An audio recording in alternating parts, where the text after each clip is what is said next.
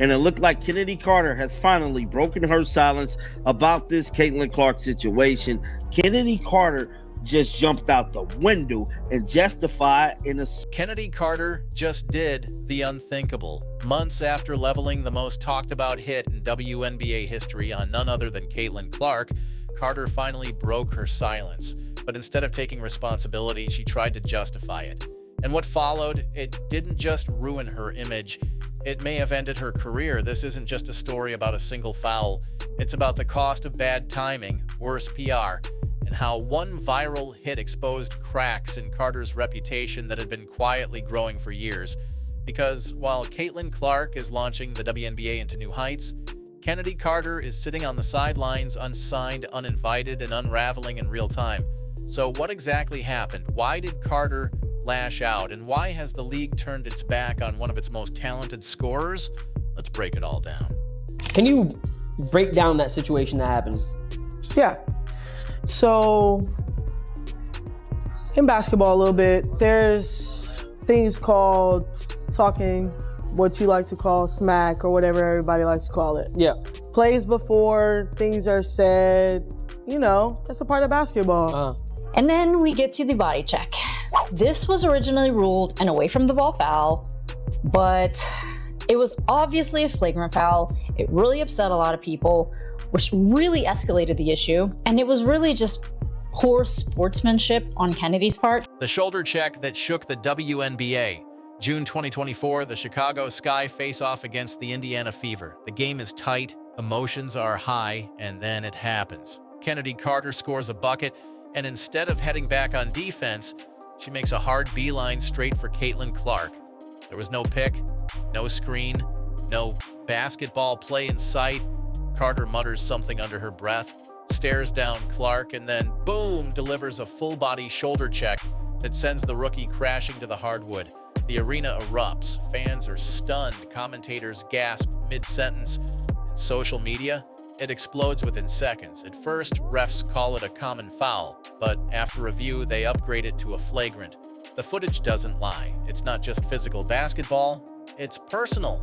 But what made it worse? Clark didn't retaliate. She got up, brushed herself off, and focused on the next play. Silent, composed, professional. That image, the superstar rookie taking the high road, made Carter's cheap shot look even uglier. This wasn't Chennedy Carter's first strike. What casual fans didn't know at the time, this wasn't a one-off moment for Chennedy Carter. This was a pattern. Back in 2021, during her sophomore season with the Atlanta Dream, Carter was suspended indefinitely for what the team called conduct detrimental. The reason? A heated locker room argument that escalated so badly the team had no choice but to bench her. The Dream eventually traded her to the LA Sparks, but the warning signs followed. She clashed with teammates, coaches kept her minutes inconsistent, and while her talent as a scorer was never in question, her attitude always was. She was then scooped up by the Chicago Sky in 2023, where she had flashes of brilliance. Carter averaged 17.5 points per game off the bench and was one of the team's most efficient ISO scorers. But even with that production, the Sky didn't offer her a qualifying contract. Let that sink in, their leading scorer, and they let her walk for nothing. The WNBA is changing, and Carter didn't. Here's the backdrop to all of this. The WNBA is blowing up.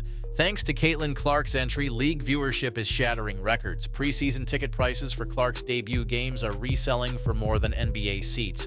The Indiana Fever's road games are now national events. Jersey sales sold out. Sponsorships through the roof. The league is finally getting the spotlight it's always deserved. And with that growth comes one big priority image. The I'm Here interview that backfired hard. Just weeks before the 2025 season and still unsigned, Carter suddenly popped up in an interview with streamer Neon. The goal? Probably to clean up her image. What she delivered was a disaster. Carter claimed the body check was just part of basketball.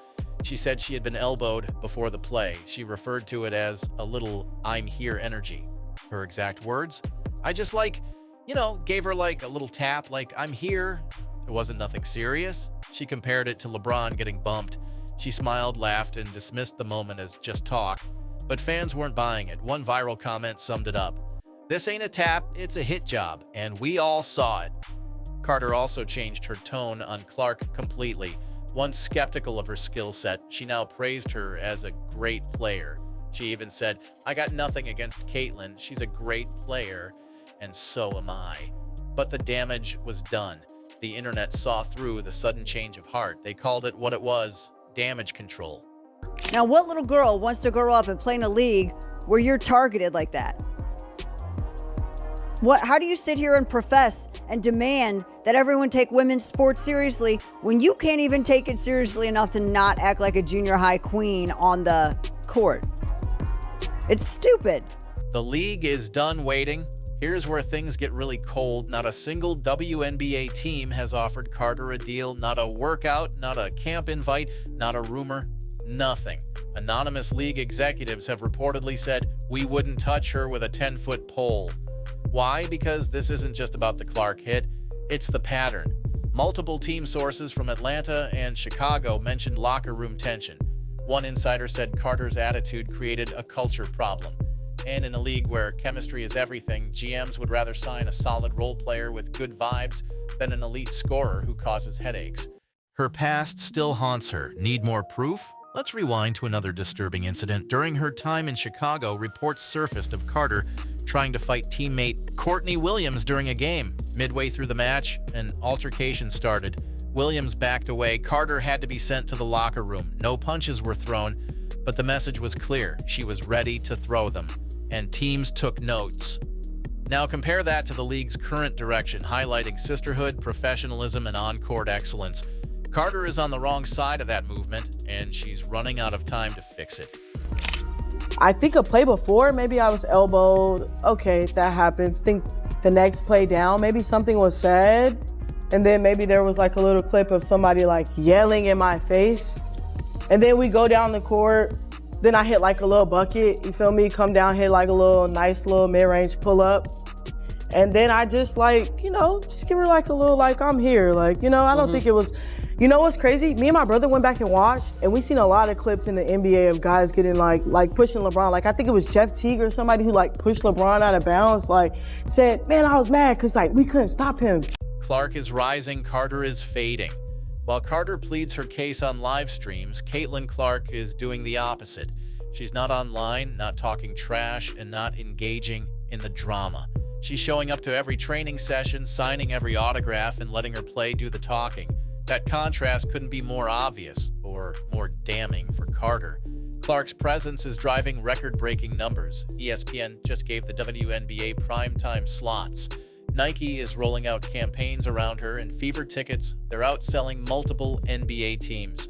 Meanwhile, Carter is unemployed and trending for all the wrong reasons. This is crazy, and this changes everything, because all this time we've been waiting on Chennedy Carter to take responsibility for what she did to Caitlin Clark.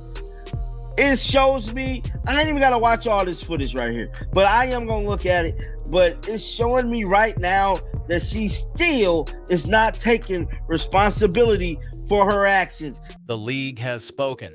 At the end of the day, Chennedy Carter's talent was never the problem. She's a pure bucket. She can score at all the three levels. And when locked in, she's as electric as anyone in the league. But this isn't just about buckets anymore. This is about trust, about image, about leadership. And Carter, whether she realizes it or not, violated the WNBA's unwritten code. She targeted the league's biggest star, then tried to rewrite history. She dodged accountability when a sincere apology might have saved her career, and now she's watching a league she once dominated move on without her. The question is no longer if she'll play again, it's whether any team thinks she's worth the risk. Let us know in the comments. Did Chennedy Carter destroy her own career, or does she deserve another shot? Like, subscribe, and turn on all notifications so you never miss the next deep dive. We'll see you in the next one.